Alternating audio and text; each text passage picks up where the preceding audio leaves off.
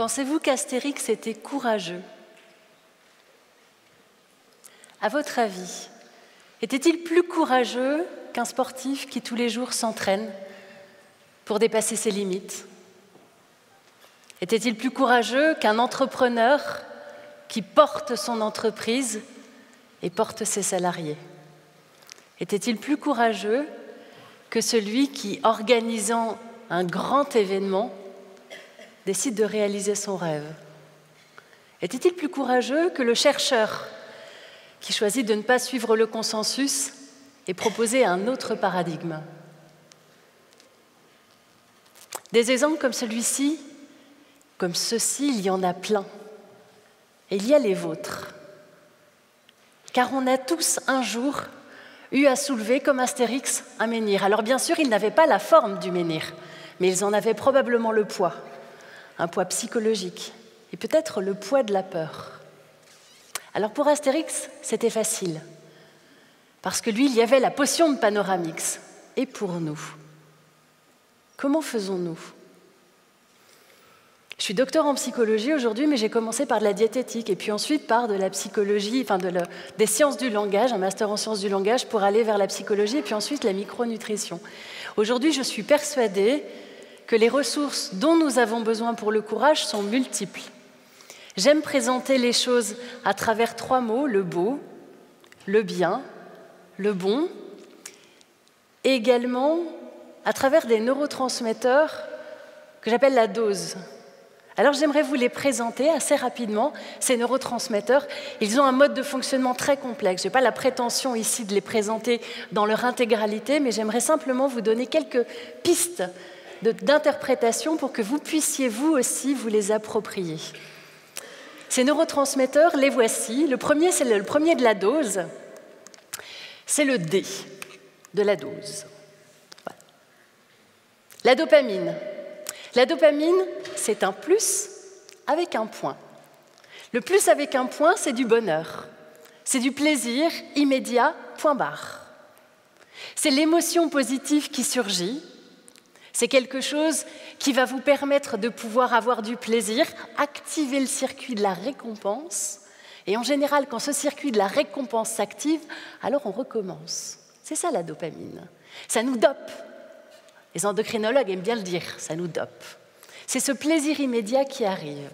Et la dopamine, eh bien, elle est certes sécrétée dans le cerveau, mais il faut savoir qu'elle est aussi générée par l'alimentation. Quand vous prenez de la phénylalanine, un acide aminé essentiel, alors il va se transformer en tyrosine, et si tout se passe bien, eh bien alors on va avoir de la dopamine. Premier lien. Deuxième neurotransmetteur, c'est l'ocytocine. Alors je vous ai expliqué, la dopamine, c'est un plus avec un point, du bonheur immédiat. Et d'ailleurs, la dopamine, bien souvent, en psychologie positive, on parle de bonheur hédonique. Et je vous renvoie d'ailleurs vers les travaux de Martin Seligman, si vous voulez creuser un petit peu la chose. L'ocytocine, c'est du bonheur, point, relié à du bonheur, point. C'est le neurotransmetteur de l'attachement. C'est celui qui va permettre de voir le plaisir d'un côté relié au plaisir de l'autre. C'est le neurotransmetteur de l'attachement. Alors, comme la dopamine, il est issu de l'évolution de l'espèce et il est même issu de ce lien que la maman crée avec son enfant. Car on est une espèce qui ne peut pas vivre seule. Le bébé, quand il naît, il a besoin de sa maman. Eh bien, l'ocytocine est générée au moment de l'accouchement et elle est aussi générée probablement pour permettre ce lien d'attachement qui va permettre à l'enfant de pouvoir grandir en sécurité. Alors, les mamans ont certes ce privilège, mais les papas ont aussi, et les hommes, et tout le monde a aussi la possibilité de pouvoir générer cette ocytocine par le simple fait de prendre soin de l'autre. Prendre soin. À chaque fois que l'on prend soin, on génère ce plus pour soi, on génère le plus pour l'autre, et on relie les deux. C'est ça l'ocytocine. Troisième neurotransmetteur, la sérotonine. J'aime bien le présenter avec un plus, 3 petits points. Autant la dopamine, c'est du plus, point barre, on s'arrête, hop, c'est du plaisir immédiat, du plaisir qui fait du bien. La sérotonine, c'est du plaisir qui dure. La sérotonine, c'est le neurotransmetteur de la satisfaction. Il est attaché à nos valeurs, il est attaché au sens que l'on donne à la vie, il est attaché à tout ce qui peut nous permettre de nous donner de la satisfaction durable. Sérotonine. Et ces 3 petits points, quand on les inverse, on va obtenir les endorphines. C'est le E de la dose. Ces 3 petits points, c'est bien souvent l'effort qui nous amène ensuite, à terme, à la récompense. Et les endorphines, ce sont des morphines endogènes qui nous permettent de pouvoir supporter cet effort et aller jusqu'à cette récompense. Ça nous permet d'endormir la douleur pendant cet effort-là. Alors là, la dose, quand tout va bien, finalement, elle pourrait avoir ce schéma-là. Un plus qui est relié à un autre plus, 3 petits points, et puis un autre plus. Voilà, là, c'est quand tout va bien. Mais le courage, on sait bien que ce n'est pas quand tout va bien qu'il se manifeste. Le courage, bien souvent, il se manifeste en situation de stress. Alors le stress, c'est Hans Selye qui est à l'origine d'un concept qui a permis de pouvoir expliquer le stress, un chercheur dont on ne parle à mon avis pas assez. Il est à l'origine du concept général d'adaptation. Et il a présenté le stress, et ensuite on l'a compris, à travers 3 phases que j'aimerais pouvoir vous présenter. Alors, je pourrais prendre un exemple, mais j'aimerais que vous preniez le vôtre.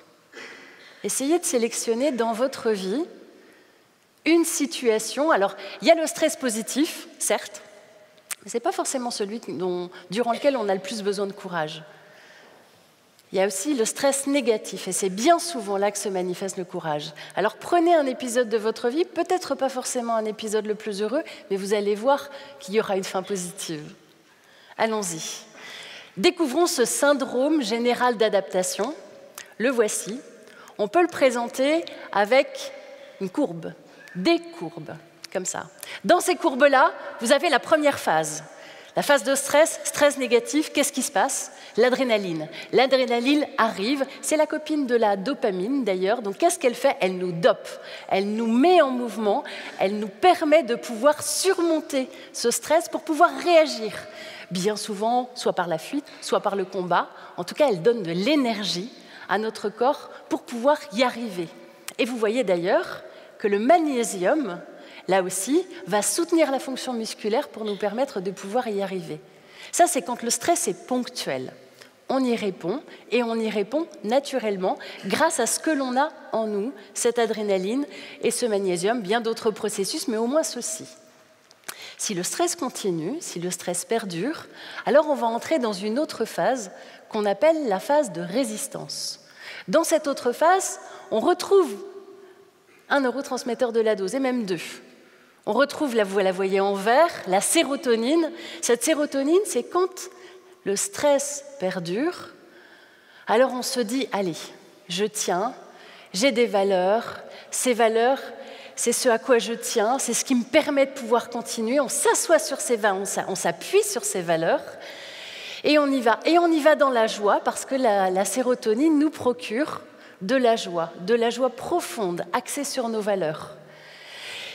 Et puis au fur et à mesure, vous voyez que le magnésium, lui, commence à être en déficit. On commence à s'épuiser un petit peu. Et arrivé à un certain moment, quand le magnésium est vraiment très bas, qu'est-ce qui se passe? La sérotonine, elle aussi, s'épuise. Alors, ce qui nous permettait de pouvoir garder une bonne humeur, petit à petit, s'arrête. La sérotonine chute, et vous voyez qu'en même temps, une autre amie de la sérotonine, la mélatonine, elle chute aussi. La mélatonine, c'est l'hormone de l'endormissement. C'est ce qui nous aide à bien dormir. Vous comprenez que la conséquence de la chute de mélatonine, c'est les troubles du sommeil. Alors qu'est-ce qui se passe? On commence à puiser dans nos ressources. Et regardez, vous, comment vous étiez à ce moment-là. Qu'est-ce qui se passait?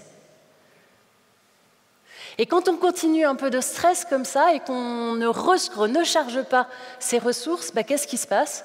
La sérotonine a chuté, le magnésium est en déficit, la mélatonine est aussi en déficit. Qu'est-ce qui reste? eh bien, il reste l'hormone qui a servi à prendre le relais à l'adrénaline, c'est le cortisol. Le cortisol, c'est le neurotransmetteur, enfin, c'est l'hormone qui nous permet de pouvoir maintenir le stress et tenir pendant cette phase de résistance. Et quand on arrive en phase d'épuisement, eh bien, il n'y a plus que le cortisol qui tient. Qu'est-ce qu'on fait? On tient sur les nerfs. Et il n'y a plus rien. Il n'y a plus que quoi? Il y a bien souvent plus que les autres. Les autres qui sont là pour nous soutenir. Les autres qui sont là pour nous dire « Allez, tiens !» Et puis peut-être un thérapeute dont vous aurez besoin si effectivement vous arrivez dans cette phase-là. Parce que quand on tient sur les nerfs et qu'il n'y a plus que le corps qui tient et plus la tête, eh bien si le cortisol lâche, alors c'est l'effondrement. Et c'est votre physique qui lâche. Alors ce que je veux dire à travers cette courbe, c'est que oui, le courage c'est psychologique. Oui, le stress, la résistance au stress, certes, c'est psychologique, mais ce n'est pas que psychologique. Et quand on regarde cette dose, oui, il y a de la dopamine, oui, il y a de la sérotonine, oui, il y a de l'ocytocine. Et à chaque fois que vous avez été en phase de stress, vous aviez besoin de quelque chose. Dans la phase d'alarme, c'est probablement la dopamine qui vous a aidé, c'est le beau. C'est ce qui vous a donné la motivation de pouvoir aller, de pouvoir avancer, de pouvoir mener à terme cette chose qui peut-être vous a stressé, mais il y avait quand même quelque chose qui vous motivait derrière. Dans la phase de résistance, c'est probablement la sérotonine et c'est probablement les valeurs. Vous êtes allé chercher à l'intérieur de vous-même ces valeurs profondes qui vous ont permis de tenir dans la durée. Et dans la phase peut-être d'épuisement, et j'espère bien avant, il y avait de l'ocytocine. Il y avait toutes les personnes avec lesquelles vous avez noué des liens, ces liens d'attachement qui font qu'elles sont là, et qu'elles sont là, y compris dans la difficulté. On dit souvent qu'on reconnaît nos amis dans la difficulté. Oui, on reconnaît les personnes avec qui on a créé un lien d'attachement suffisant pour qu'elles soient encore là pendant cette période-là. Alors, finalement, si on devait se dire qu'il y a peut-être une formule pour cette potion magique de Panoramix, je dirais que cette potion, elle est en nous. Et que le courage s'appuie sur le R. Et ce R, ce sont nos ressources. Elles sont certes différentes pour chacun, pour chacune.